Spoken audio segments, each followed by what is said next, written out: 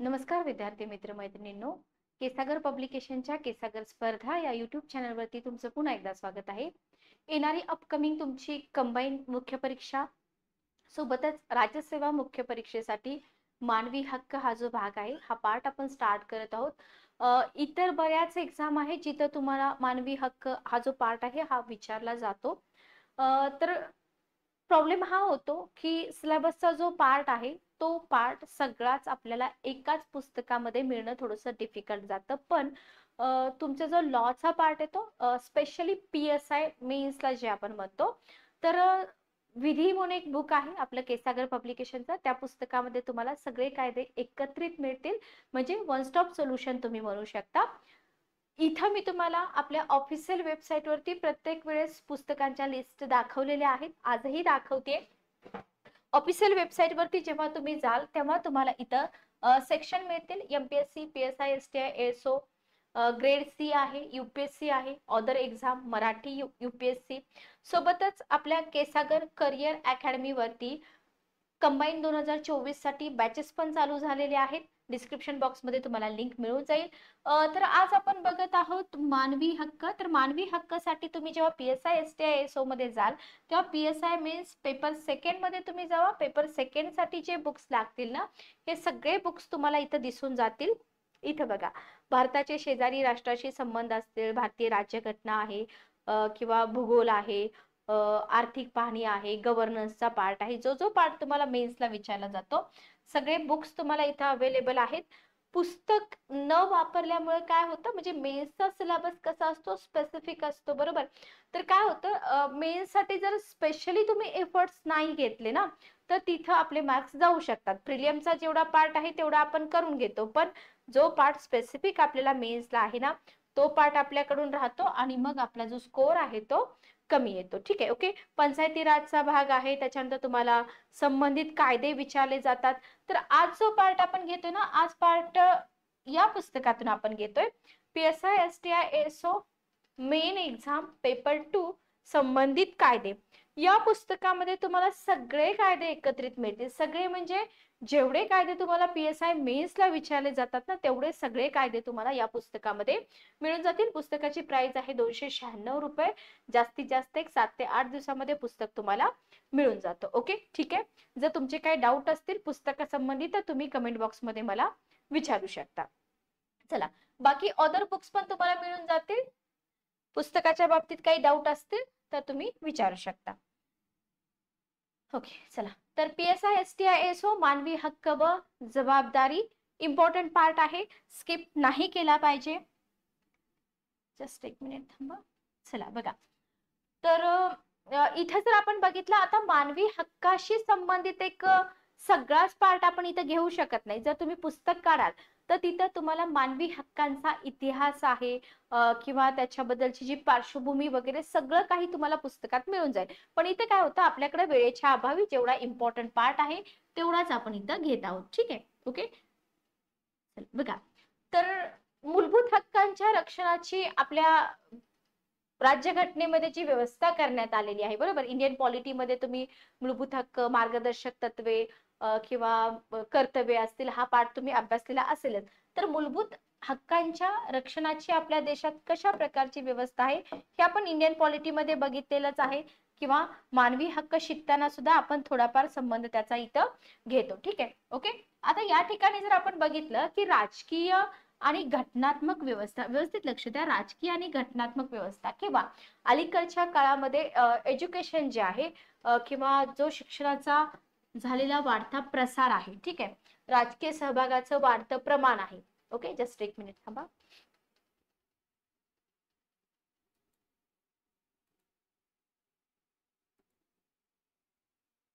चला बघा, किंवा राजकीय सहभागाचं वाढतं प्रमाण असेल, सर्वसामान्य लोकांमधील राजकीय जागरूकता असेल, किंवा प्रसार माध्यमांचा वाढता प्रभाव, हे तर तुम्हाला सांगायची गरजच नाही, प्रसार माध्यमांचा वाढता प्रभाव. ठीक आहे.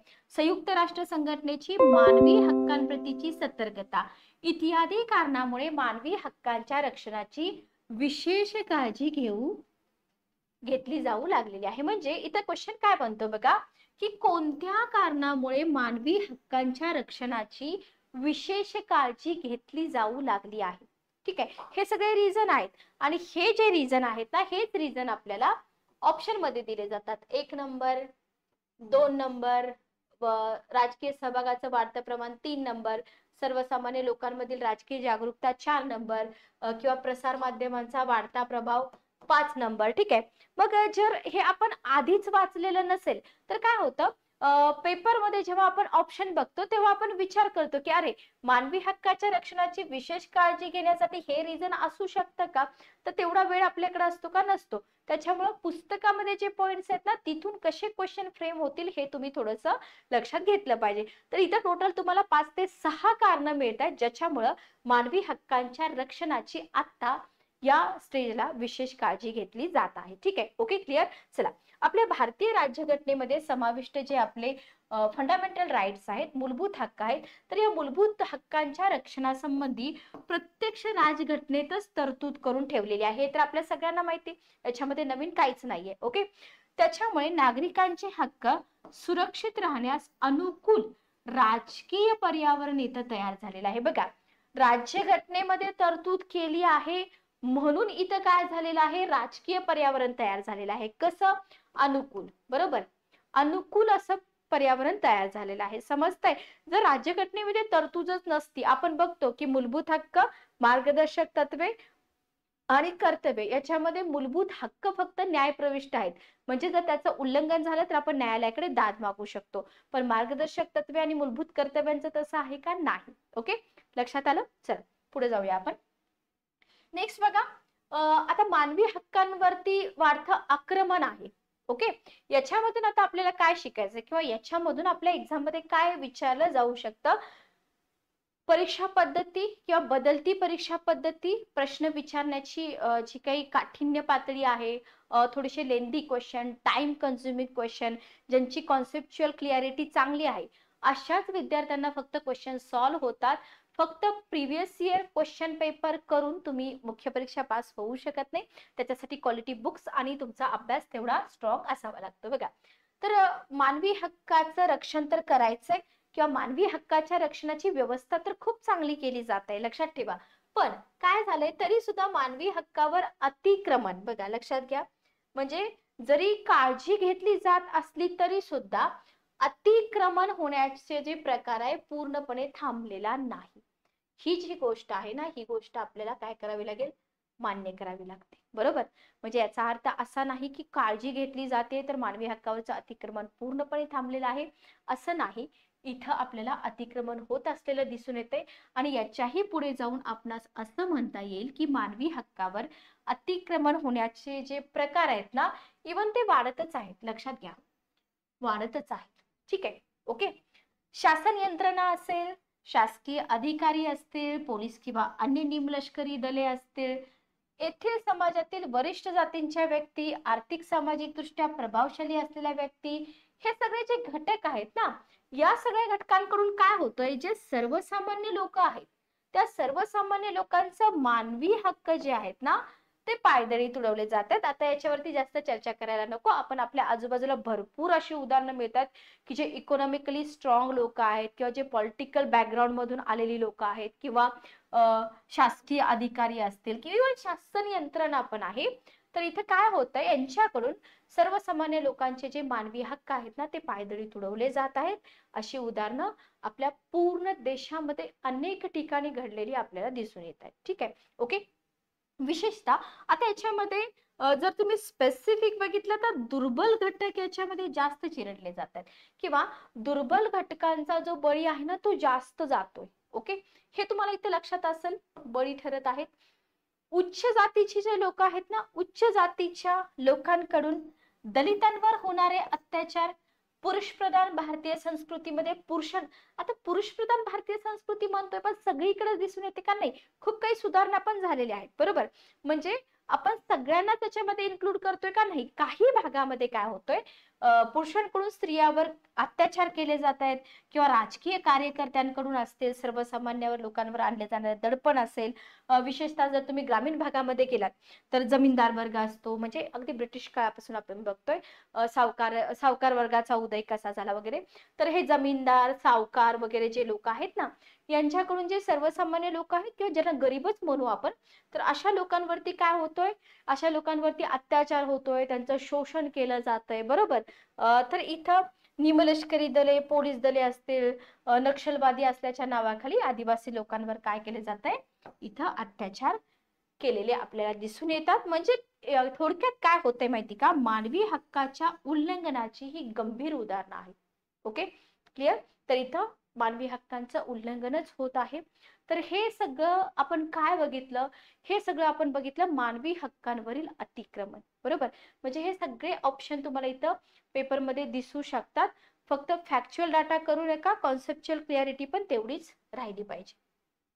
चला, स्वतंत्र कायदा. आता एवढं सगळं होतंय म्हटल्यानंतर हातावर हात ठेवून शांत तर बसू शकत नाही आपण, बरोबर.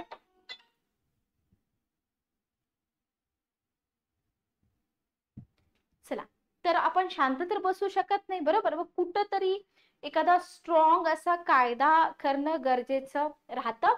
तर समाजातील दुर्बल घटकांवरती किंवा त्यांच्या मानवी हक्कांवरती जे काही अतिक्रमण होतं, या अतिक्रमणाविरुद्ध काही जणांनी आवाज उठवण्याचे प्रयत्न निश्चितच केले होते, बरोबर. परंतु मानवी हक्क उल्लंघनाच्या प्रत्यक्ष घडत असलेल्या घटनांच्या तुलनेत हे आवाज जे आहेत ना, थोडेसे कमी आहेत किंवा क्षीण ठरले, पण ठरले झाले हे मात्र नक्की आहे. बघा, मानवी हक्काच्या उल्लंघनाचे प्रकार चालूच राहिले, बरोबर. त्याच्यामुळे काय झालं, जे हे जे लोक होते, दुर्बल लोक होते, बरोबर. दुर्बल मध्ये आपण विशेषतः आदिवासी वगैरे बघतो, तर यांचे मानवी हक्कांपासून वंचितच राहिले ना, यांना यांचे मानवी हक्क मिळालेच नाही. लक्षात आलं. आणि या गोष्टीची बरीच चर्चा झाल्यावर भारतीय संसदेला सुद्धा काय करावं लागलं, आपल्या देशामध्ये मानवी हक्कांवरती अतिक्रमण होतंय, आपल्या देशामध्ये मानवी हक्कापासून दुर्बलांना वंचित ठेवलं जातंय, ते बळी पडतात, त्यांचं शोषण होतंय, याची दखल कुठेतरी संसदेला पण घ्यावी लागली, बरोबर. घ्यावी लागली, लक्षात घ्या, ठीक आहे. आणि त्याच्यातून मानवी हक्कांच्या रक्षणासाठी एक स्वतंत्र कायदा करण्याचा निर्णय संसदेनं घेतला, ठीक आहे. ओके, बघा, स्टेप बाय स्टेप लक्षात ठेवा. हा तर पार्ट मी अगदी सुरुवातीपासून नाही घेतलेला, पुस्तक तुम्ही घ्या, पुस्तकामध्ये तुम्हाला पार्श्वभूमी वगैरे सगळं सगळं काही मिळून जाईल, ठीक आहे. तर इथे इम्पॉर्टंट पार्ट तेवढा मी घेतलेला आहे. आणि हाच इसवी सन 1993चा मानवी हक्क संरक्षण कायदा. म्हणजे थोडक्यात तुम्ही असं म्हणू शकता, आपण इथे फक्त मानवी हक्क संरक्षण कायदा बघतोय आणि राज्य मानवी आयोग, राष्ट्रीय मानवी आयोग वगैरे वगैरे आपण इथे आज कम्प्लीट करणार आहोत, ठीक आहे. ओके, चला. पण कायदा का अस्तित्वात आला हे तुम्हाला आता समजलं असेल. व्हिएन्ना संमेलनाने चालना, व्हेरी व्हेरी इम्पॉर्टंट. व्हिएन्ना संमेलन आणि मानवी हक्क किंवा हा जो स्वतंत्र कायदा आहे याचा काय संबंध आहे हे थोडंसं आपल्याला इथं लक्षात ठेवलं पाहिजे. बघा, भारतीय संसदेने मानवी हक्क संरक्षण कायदा संमत करण्यास संयुक्त राष्ट्र संघटनेने मानवी हक्काचं रक्षण करण्याबाबत धरलेला आग्रह, म्हणजे आपल्या देशामध्ये मानवी हक्कांवरती अतिक्रमण होतोय किंवा दुर्बल घटक बळी पडतायत, त्यांचं शोषण होतंय, ही एक बाजू जरी असली तरी सुद्धा सोबत अजून एक बाजू स्ट्रॉंग होती, ती म्हणजे कोणती, की संयुक्त राष्ट्र संघटनेने मानवी हक्काचं रक्षण करण्याबाबत आग्रह धरला होता आणि सातत्याने काय केलं होतं, त्यांनी पाठपुरावा पण चालू ठेवला होता, बरोबर. हे घटक सुद्धा स्वतंत्र कायदा बनवण्यासाठी कारणीभूत ठरले. म्हणजे तुम्हाला जर स्वतंत्र कायदा बनवण्यासाठी कारणीभूत ठरणारे घटक वगैरे विचारले तर हे घटक तुम्हाला तिथे लक्षात राहिले पाहिजे, ठीक आहे. Okay, clear. तर 1993 मध्ये संयुक्त राष्ट्र संघटनेच्या वतीने व्हिएन्ना येथे मानवी हक्क विषयक आंतरराष्ट्रीय संमेलन आयोजित करण्यात आले. डेट लक्षात ठेवा, ठिकाण लक्षात ठेवा आणि जे काही कार्यक्रम असेल, संमेलन असेल ते लक्षात ठेवा, ठीक आहे. आता या संमेलनामध्ये सहभागी झालेल्या राष्ट्र संघटनेने काय केलं, मानवी हक्कांचं संरक्षण संवर्धन करण्यासाठी अधिक सतर्क होण्याचं ठरवलं. बघा, अधिक सतर्क होण्याचं इथं ठरवलं आणि त्या संबंधीच्या ठरावाला अनुसरून भारतीय संसदेने हा कायदा करण्याचं एक पाऊल इथं टाकलेलं आपल्याला दिसून येतं. ठीक आहे, ओके, क्लिअर.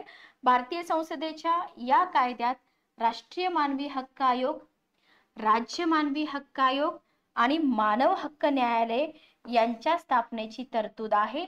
म्हणून आपण सिलेबस मध्ये राज्य मानवी हक्क आयोग, राष्ट्रीय मानवी हक्क आयोग, न्यायालय आणि इतर जे काही पुढच्या गोष्टी आहेत त्या आपण सगळ्या बघतो. म्हणजे जो एक फ्लो आहे ना, फ्लो तुम्हाला समजला पाहिजे. बरोबर. सुरुवातीला तर हा कायदा का अस्तित्वात आला, दोन रिझन आपण बघितले. एक तर आपल्या देशामध्ये मानवी हक्कांची होणारी जी काय म्हणतात त्याला, काय म्हणू शकतो आपण, बळी पडतात लोक. बरोबर. मानवी हक्क त्यांचे हिसकावून घेतले जातात. बरोबर. किंवा त्यांना मिळू दिले जात नाहीत. हे एक रिझन असलं तरी संयुक्त राष्ट्र संघटनेने जे रक्षण करण्यासाठी स्ट्रॉंग पावलं उचलली ते सुद्धा एक रिझन आहे सेपरेट कायदा बनण्यासाठी. आणि या कायद्यामध्ये राष्ट्रीय मानवी हक्क आयोग, राज्य मानवी हक्क आयोग आणि मानवी हक्क न्यायालय यांच्या स्थापनेची तरतूद आहे. तुम्हाला इनडायरेक्टली सेंटेन्स विचारलं जाऊ शकतं की या कायद्यामध्ये ही तरतूद आहे का? आहे, आहे, डेफिनेटली आहे. ठीक आहे, ओके ओके. चला पुढे जाऊया आपण. याच्यामध्ये आपण सुरुवातीला बघूया राष्ट्रीय मानवी हक्क आयोग. हा पार्ट बघा, हा पार्ट तुम्हाला इंडियन पॉलिटीमध्ये विचारला जातो, लॉ मध्ये विचारला जातो, फॅक्च्युअल डाटा आहे. तर 93च्या मानवी हक्क संरक्षण कायद्यामध्ये राष्ट्रीय स्तरावरती तुम्हाला राष्ट्रीय मानवी हक्क आयोग स्थापन करण्याची तरतूद मिळून जाईल. त्याचा तपशील आपल्याला इथं मिळतो. याच्यामध्ये आपल्याला काय काय विचारतात, आयोगाची रचना 100% विचारलीच जाते. ठीक आहे. राष्ट्रीय मानवी हक्क आयोगामध्ये लक्षात ठेवा बरं का, एक अध्यक्ष, याला मी 1 नंबर देते, 4 सदस्य, याला मी 2 नंबर देते. आयोग सेंटेन्स कसं बनवतं, आयोग सेंटेन्स कसं बनवतं, अध्यक्षांसहित 5. ठीक आहे, लक्षात ठेवा बरं का, अध्यक्षांसहित 5, अध्यक्षांशिवाय 4. हे 2 सेंटेन्स विचारले जाऊ शकतात. किंवा स्ट्रेट फॉरवर्ड क्वेश्चन असेल, एक अध्यक्ष, 4 सदस्य, एक सरचिटणीस, याला मी 3 नंबर देते, यांचा समावेश राहतो राष्ट्रीय स्तरावरती जो राष्ट्रीय मानवी हक्क आयोग आहे तिथे. ओके. राष्ट्रीय अल्पसंख्याक आयोगाचे अध्यक्ष, याला मी 3 नंबर देते, त्याच्यानंतर 4 नंबर देते. अनुसूचित जाती जमातीच्या राष्ट्रीय आयोगाचे अध्यक्ष, याला मी 5 नंबर देते. ठीक आहे. आणि राष्ट्रीय महिला आयोगाच्या अध्यक्षा, हे सगळ्यात जास्त इम्पॉर्टंट आहे बघा. इवन बऱ्याच एक्झाम मध्ये हा जो मुद्दा आहे ना, हा मुद्दा विचारलेला पण आहे. ठीक आहे, ओके. की महिला आयोगाच्या अध्यक्षा यांना देखील राष्ट्रीय मानवी हक्क आयोगाचे सदस्य म्हणून घेतले जाते. ठीक आहे, ओके. आयोगाचा सरचिटणीस हा आयोगाचा मुख्य कार्यकारी अधिकारी या नात्याने काम पाहतो. व्हेरी व्हेरी इम्पॉर्टंट क्वेश्चन बनू शकतो. इथं तुम्हाला सरचिटणीसच्या जागी अध्यक्ष देतात. बरोबर. आणि आपल्याला ते बरोबर वाटतं की अध्यक्षच मुख्य कार्यकारी अधिकारी म्हणून काम बघतो, पण असं नाहीये. जो आयोगाचा सरचिटणीस आहे तो मुख्य कार्यकारी अधिकारी या नात्याने काय करत असतो, इथं काम बघत असतो. ठीक आहे. आय होप इथपर्यंत तुम्हाला क्लिअर झाला असेल. पुढे जाऊया आपण. नेक्स्ट बघा, अध्यक्ष आणि सदस्य यांच्या नेमणुका. बघा, राष्ट्रीय मानवी आयोगाचे जे अध्यक्ष आहेत आणि इतर 4 सदस्य आहेत, आता यांच्या नेमणुका कोण करतं? यांच्या नेमणुका करण्याचा अधिकार राष्ट्रपतीला असतो. इथं ऑप्शन मध्ये पंतप्रधान सुद्धा तुम्हाला दिलं जाऊ शकतं. ठीक आहे, ओके. पण आता इथं जरी राष्ट्रपती नेमणुका करत असतील तरी सुद्धा इथं शिफारसी करण्यासाठी पंतप्रधानांच्या अध्यक्षतेखाली एक समिती असते. बरोबर. आपण इंडियन पॉलिटीमध्ये राष्ट्रपती पद हे कसं आहे, नामधारी आहे, केवळ घटनात्मक आहे, जास्त राईट्स त्यांना नाही आहेत, शेवटी पंतप्रधानांच्या बऱ्याच गोष्टी त्यांना ऐकाव्या लागतात वगैरे वगैरे आपण बघितलेलं आहे. ठीक आहे, ओके. तर एक समिती बनवण्यात आली आहे आणि इथं पुढील व्यक्तींचा अंतर्भाव, हे इथं पण क्वेश्चन बनतो, या समितीमध्ये कोणाकोणाचा अंतर्भाव वगैरे असतो. तर इथं मानवी हक्क आयोगातील सदस्यांपैकी सर्वोच्च न्यायालयाचे न्यायाधीश किंवा उच्च न्यायालयाचे मुख्य न्यायाधीश यांची नियुक्ती करताना सर्वोच्च न्यायालयाच्या मुख्य न्यायाधीशाबरोबर विचार विनिमय करणं काय असतं, बंधनकारक असतं. ठीक आहे. हा कॉमन पार्ट आहे. कॉमन म्हणजे बऱ्याच एक्झाम मध्ये हा पार्ट विचारलेला पण आहे.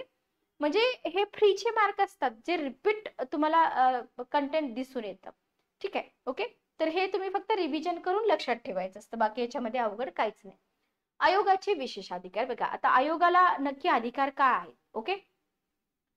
मानवी हक्क आयोगाला वरील कार्य परिणामकारकरित्या पार पाडणे शक्य व्हावे म्हणून. बघा, एवढा मोठा आयोग बनवलाय, पण त्याला जी कार्य आहेत ना ती थोडीशी न घाबरता अतिशय चांगल्या पद्धतीनं पार पाडण्यासाठी काय करावं लागेल, काही राईट्स द्यावे लागतील. बरोबर, काही राईट्स द्यावे लागतील आणि त्याच्यानुसार आयोग कोणत्याही व्यक्तीला साक्षीदार म्हणून पाचारण करू शकतो. लक्षात ठेवा, ठीक आहे.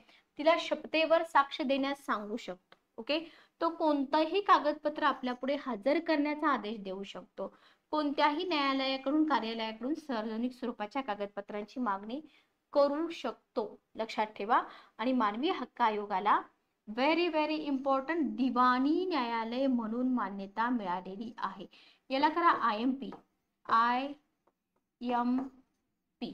ठीक आहे. ओके, आता दिवाणी न्यायालय म्हणून मान्यता मिळते तर इथं न्यायालयाचे सगळे अधिकार प्राप्त होतात. लक्षात ठेवा बरं का, न्यायालयाचे सगळेच अधिकार प्राप्त होतात. Okay, clear? आय होप इथपर्यंत क्लिअर झाला असेल. दिवाणी न्यायालय फक्त लक्षात ठेवा. अहवाल बघा, राष्ट्रीय मानवी हक्क आयोग आपला वार्षिक अहवाल केंद्र सरकारला आणि संबंधित राज्य सरकारांना सादर करतो. ठीक आहे, कोणाला सादर करतो असा क्वेश्चन विचारला जातो. केंद्र सरकारला आणि संबंधित राज्य सरकारांना सादर केला जातो. ठीक आहे, आणि आयोगाला आवश्यक वाटल्यास तो आपले विशेष अहवाल सुद्धा केंद्र आणि राज्य सरकारला सादर करतो. पण पेपरमध्ये तुम्हाला इथं केवळ शब्द येईल, केवळ. ठीक आहे, केवळ केंद्र सरकारला, केवळ राज्य सरकारला, किंवा इथं सुद्धा तुम्हाला केवळ केंद्र सरकार वगैरे. आपल्याला काय वाटतं की केवळ केंद्र सरकारलाच, पण राज्य सरकारला सुद्धा सादर केले जातात. ओके, आयोगाचे अहवाल केंद्र सरकार संसदेपुढे मांडतं. बरोबर, राज्य सरकार आपापल्या कायदे मंडळापुढे मांडतं. सोपं आहे. फक्त इथं कन्फ्यूज करता येऊ, सॉरी, लक्षात ठेवा, कन्फ्युजन. ठीक आहे, ओके. चला नेक्स्ट बघा, मानवी हक्क आयोगाकडून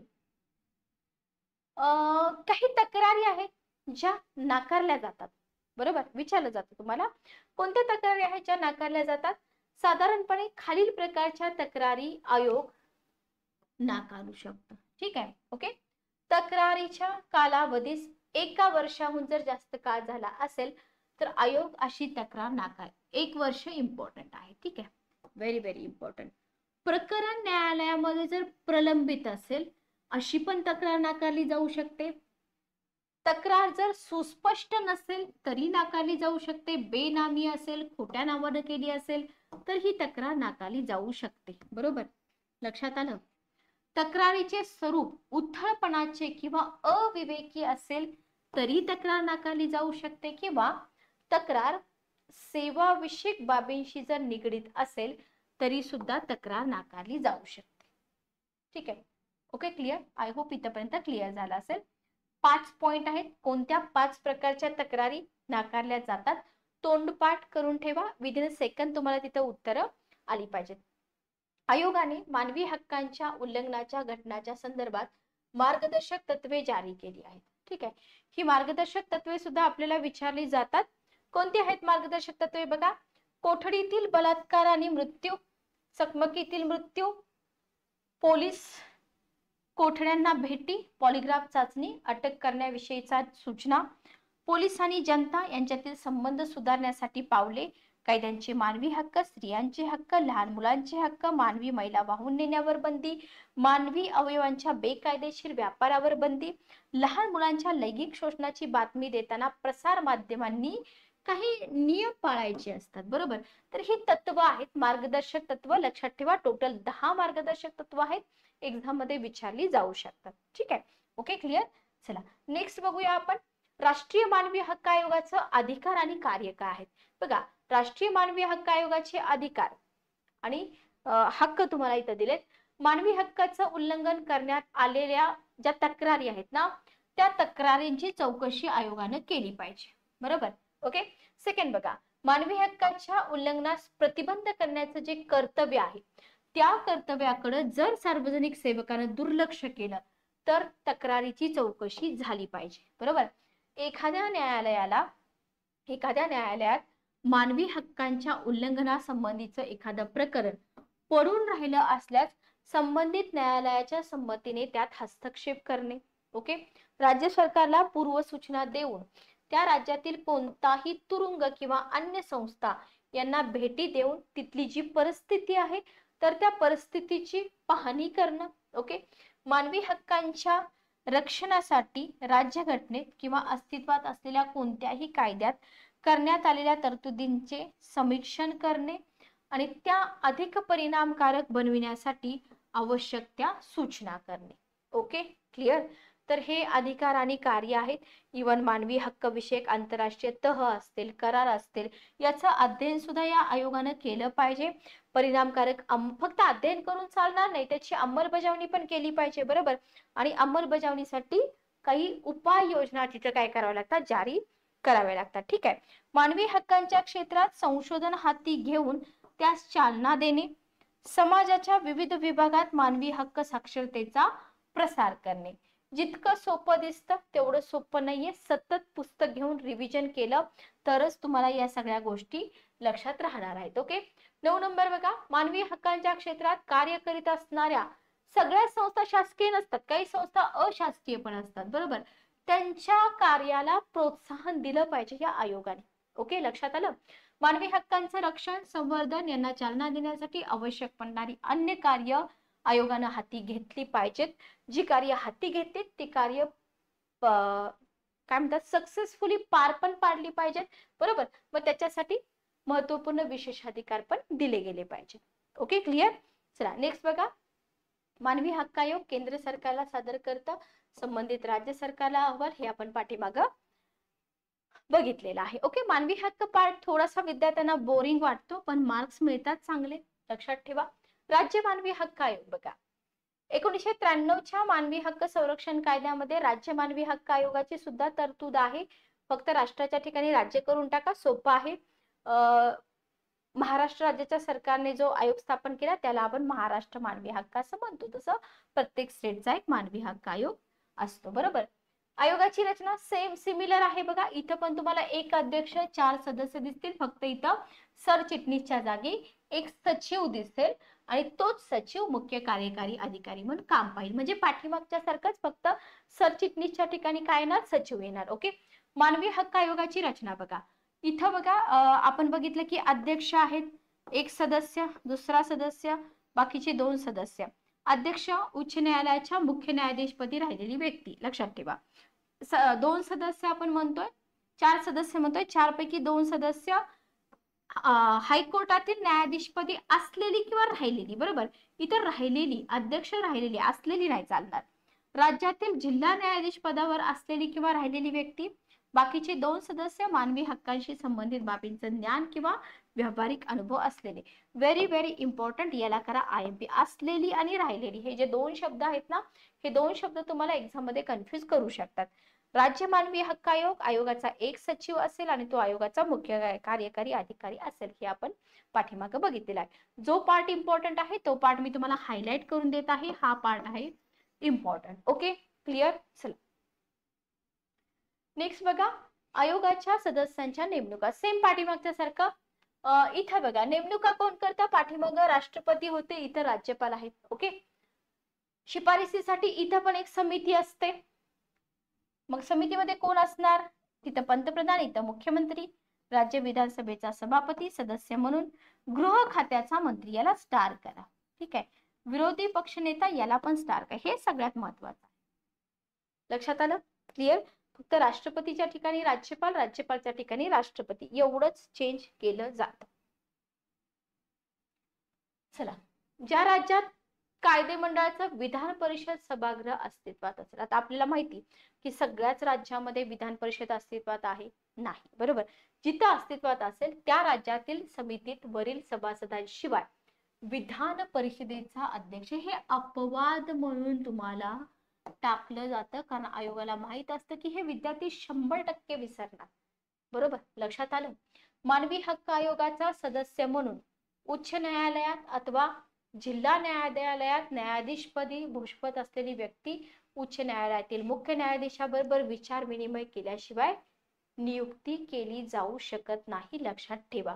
कार्यकाळ बघा 5 वर्ष किंवा वयाची 70 वर्ष. जनरली आपल्याला 65 लक्षात ठेवायची सवय असते, बरोबर, पण 5 वर्ष किंवा 70 वर्ष लक्षात आलं. आणि नियुक्तीपासून कन्सिडर केला जातो. पदच्युती बघा, अध्यक्ष किंवा इतर कोणताही सदस्य गैरवर्तन, अकार्यक्षमता, 2 रिझन आहेत याच्यावरून पदच्युती केली जाते. कोण करतं? राष्ट्रपती करतात, राज्यपाल नाही. लक्षात आलं? क्लिअर? इथं पण कन्फ्युजन होऊ शकतं. म्हणजे आयोग जिथं जिथं कन्फ्युज करतो तो पार्ट मी तुम्हाला सांगतो. अधिकार आणि कार्य बघा, जसं राष्ट्रीय मानवी हक्क आयोगाचे आहेत ना, सेम तसंच आहे बघा. उल्लंघन झालं तर चौकशी करणं, सरकारला पूर्वसूचना देणं, तुरुंग, तत्सम संस्थांना भेटी, पाठीमागं जे आहे ते पुन्हा आपण रिपीट करायला नको, वार्षिक अहवाल सादर करणं वगैरे वगैरे. ठीक आहे, ओके, क्लिअर? सेम आहे, कट कॉपी पेस्ट म्हणू शकता तुम्ही. मानवी हक्क न्यायालय, पुढचा पार्ट आहे आपला मानवी हक्क न्यायालय. बघा, इसवी सन 1993चा जो मानवी हक्क कायदा आहे, बघितलं आपण की त्याच्यामध्ये याची तरतूद आहे का? आहे. तर मानवी हक्काचं उल्लंघन झाल्याच्या घटनेतून उद्भवणाऱ्या गुन्ह्यांची सुनावणी जलद गतीने करण्यासाठी राज्य सरकार, कशासाठी आहेत हे? जलद गतीनं करण्यासाठी. ठीक आहे, ओके. मुख्य न्यायाधीशांच्या संमतीने, HC हाय कोर्टाच्या मुख्य न्यायाधीशांच्या संमतीने मानवी हक्क न्यायालयाची स्थापना करू शकते. तरतूद आहे. राज्यातील प्रत्येक जिल्ह्यासाठी, व्हेरी व्हेरी इम्पॉर्टंट, राज्यातील प्रत्येक जिल्ह्यासाठी हे जे मानवी हक्क न्यायालय आहे याची तरतूद 1993च्या कायद्यामध्ये दिसते, लक्षात राहील. तथापि अशा खास न्यायालयाची एखाद्या जिल्ह्यात अगोदरच स्थापना करण्यात आली असेल तर तिथं मात्र मानवी हक्क न्यायालय स्थापन केलं जाऊ शकत नाही. याला करा स्टार. ठीक आहे, याला करा स्टार, बरोबर, कारण हे आपल्याला पुन्हा एक्झाम मध्ये चुकीचं वाटतं. आय होप तुम्हाला इथपर्यंत समजलं असेल. चला, तर हा होता आपला पार्ट फर्स्ट. आता याच्यानंतर जर आपण बघितलं तर पुढचा पार्ट तुम्हाला पुस्तकामध्ये मिळून जाईल. इवन पुस्तकामध्ये तुम्हाला माहितीचा अधिकार आहे, 250 ते 350 प्लस MCQ तुम्हाला मिळत आहेत. पुस्तक मी तुम्हाला इथं दाखवते. हे आहे आपलं पुस्तक. हे बघा, हे पुस्तक आहे, जवळजवळ पुस्तक 500 पेजेसचं पुस्तक आहे. या पुस्तकामध्ये सगळे कायदे कव्हर होत आहेत. पोलीस अधिनियम असेल किंवा तुमचा फौजदारी प्रक्रिया संहिता असेल आणि MCQ पण दिलेत. सगळ्यात महत्वाचं काय माहिती का, की आपली जी एक्झाम आहे, आपली एक्झाम ज्या पॅटर्न मध्ये कंडक्ट होते, बरोबर, तुम्ही थेरी करताय, बरोबर, पण प्रॅक्टिस साठी तुम्हाला क्वेश्चन लागतात. आयोगाच्या PYQ सोबतच, प्रिव्हियस इयर क्वेश्चन पेपर सोबतच तुम्हाला एक्स्ट्रा क्वेश्चन पण सॉल्व्ह करण्यासाठी हवेत, बरोबर. तर पुस्तकामध्ये तुम्हाला भरपूर क्वेश्चन सॉल्व्ह करायला पण दिलेले आहेत. पुस्तक मागवताना जर काही अडचण आली तर तुम्ही मला माझ्या नंबरवरती कॉल किंवा मेसेज करू शकता, किंवा तुम्हाला इथं पब्लिकेशनचा नंबर मिळतो, पब्लिकेशनच्या नंबरवरती सुद्धा तुम्ही कॉल किंवा मेसेज करू शकता. ठीक आहे, ओके. ज्या विद्यार्थ्यांना कंबाईन 2024 बॅच जॉईन करायची असेल, डिस्क्रिप्शन बॉक्समध्ये तुम्हाला केसागर करिअर अकॅडमी ऍप्लिकेशनची लिंक मिळून जाईल. ऍडमिशन बद्दल काही शंका असतील तर नंबर पण मिळून जाईल, त्या नंबरवरती कॉल करून तुम्ही तुमच्या शंका विचारू शकता. ठीक आहे. लेक्चर बरेच विद्यार्थी बघतात पण कमेंट्स फार कमी जण करतात. तर लेक्चर कसं वाटलं कमेंट करून नक्की सांगा. भेटूया नेक्स्ट सेशन मध्ये. Good day, take care.